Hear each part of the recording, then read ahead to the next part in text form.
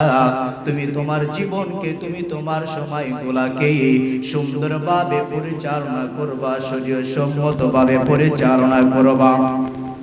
দানবান্দিবের school সংলগ্ন ও পর্দানিষ্ঠা মা বোনেরা রে, আমার আল্লাহ তাআলা বলেন, বান্দা বান্দি, নির্দিষ্ট একটা সময় আছে, নির্দিষ্ট সময় শেষ হয়ে গেলে তোমাকে আমার কাছে আসা লাগবে। এই জন্য আল্লাহ তাআলা বলেন, ইন্না লিল্লাহি ওয়া ইন্না ইলাইহি রাজিউন। আল্লাহু আকবার। ইন্না লিল্লাহি ওয়া ইন্না ইলাইহি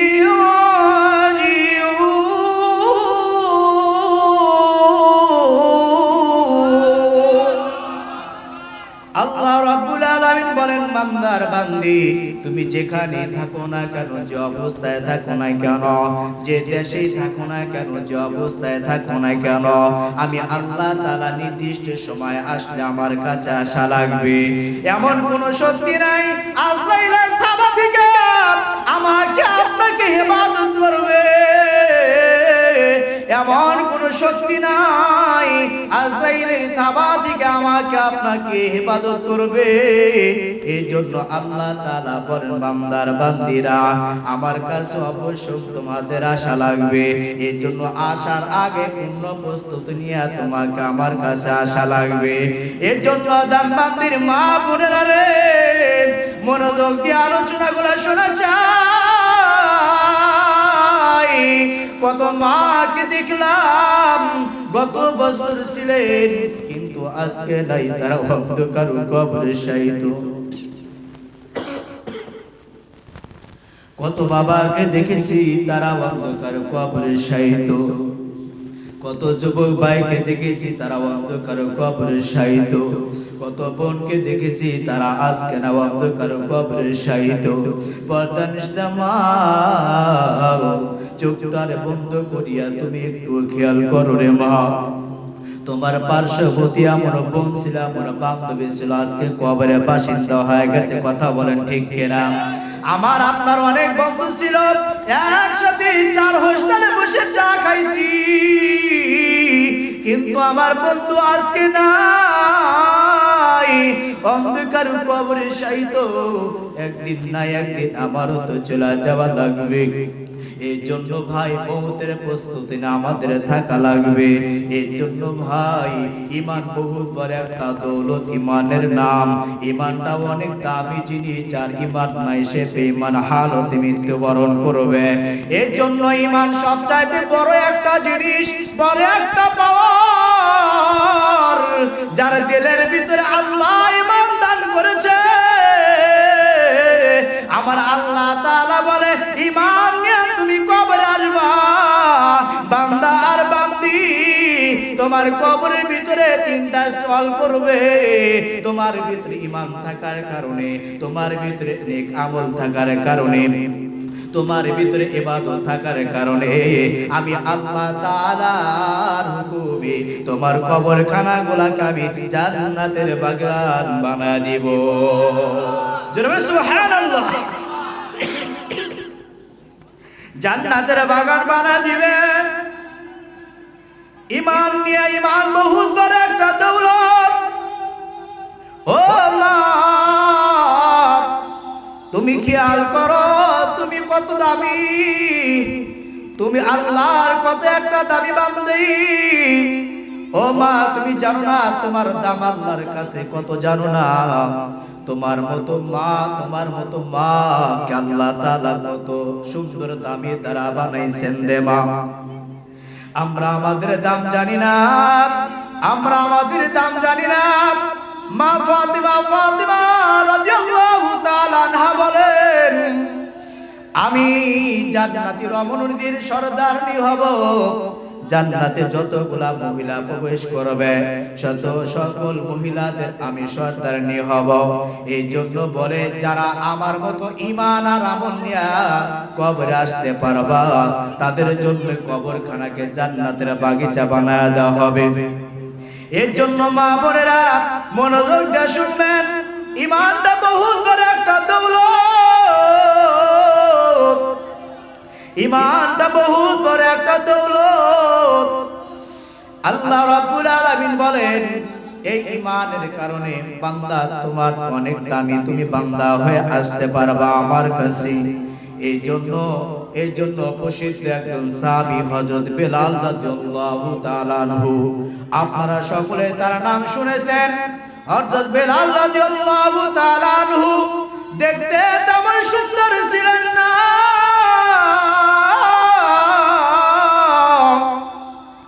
দেখতে তেমন কোন সুন্দর চেহারাওয়ালা ছিলেন না, কালো বিশ্রী ছিলেন, দেখতে কেমন কোন সুন্দর ছিলেন না, ঠোঁটটা মোটা ছিল। সে আজান দিত, তার আজানের আওয়াজের জবাব আমার আল্লাহ তাআলা সরাসরি আরশে আজিম থেকে দিতেন। বলে সুবহানাল্লাহ। বেলালের তেমন কোন চেহারা ছিল না, বেলালের তেমন কোন বডি ছিল না, বেলালকে দেখতেও তেমন সুন্দর দেখা যাইতো না। ও ভাইরা রে আমার, ও দান্দান্দির ভাইরা, মনোযোগ দেয়া শুনবেন, চেহারার কোনো দাম নাই, আমার আল্লাহর কাছে দাম হলো ঈমান আর আমলের কথা। বলেন ঠিক কিনা? ঈমান আর আমলের সবচাইতে বড় দাম। হযরত বেলাল রাদিয়াল্লাহু তাআলা আনহু যখন আযান দিতেন, আযান দেওয়ার সময় বেলাল রাদিয়াল্লাহু তাআলা আনহুর আযানটা ঠিকমতো শুদ্ধ হইতো না। সিনের জায়গায় সিন উচ্চারণ করতেন আর বলতেন আশহাদু আন্না মুহাম্মাদার রাসূলুল্লাহ।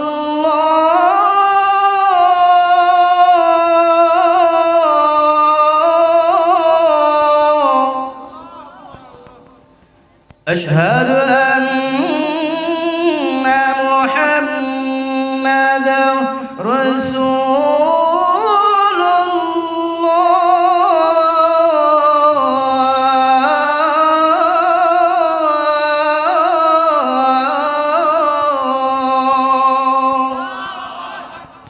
হযরত বেলাল বলেন আমি যখন সিনের জায়গায় সিন উচ্চারণ করতাম আমার আল্লাহ তাআলা ওই জবান দ্বারা আমি যা উচ্চারণ করতাম আমার চেহারা কালো বিশ্রী ছিল, কিন্তু আমার ভিতরে ঈমান ছিল বিদায় আমার আল্লাহ আমার আজানের জবাব আমার আল্লাহ আরশে আজিম থেকে দিয়েছেন। সুবহানাল্লাহ, নারায়ে তাকবীর। ভাইরা রে আমার, খুব গভীর মনোযোগ। ও ভাইরা রে আমার, হযরত বেলাল রাদিয়াল্লাহু তাআলা আনহু বলেন আমি কালেমা পড়ে ইসলাম গ্রহণ করেছি, আমি ঈমান এনেছি, আমি কালেমা পড়েছি, আমি আল্লাহর প্রতি ঈমান এনেছি, আমি রাসূলের প্রতি ঈমান এনেছি, আখিরি জামানার নবীর সাথে আমি কাজ করি, দিনের কাজ। হযরত বেলাল বলেন আমি শুধুমাত্র ঈমান আনার কারণে কাফেরেরা আমাকে অনেক জুলুম নির্যাতন অত্যাচার করেছে। ভাইরা রে আমার, শুধুমাত্র ইসলাম গ্রহণ করার কারণে হযরত বেলাল বলেন আমি কালেমার দাওয়াত মানুষের কাছে দেওয়ার কারণে কাফেররা আমাকে এই পরিমাণ নির্যাতন করেছে। শুধু তাই নয়, কাফেররা আমাকে গরম বালুর ভিতরে শোয়াইছে, কাফেররা আমাকে উত্তপ্ত বালুর মরুভূমির ভিতরে শোয়াইছে, আর বলছে বেলাল তুই কালেমা ছাইরা দে, তুই কালেমা না ছাড়লে তোকে কিন্তু হত্যা করা হবে। হযরত বেলাল বলেন কাফেররা আমাকে শুধু এই কষ্ট দেয়, তারা ক্ষান্ত হয় নাই।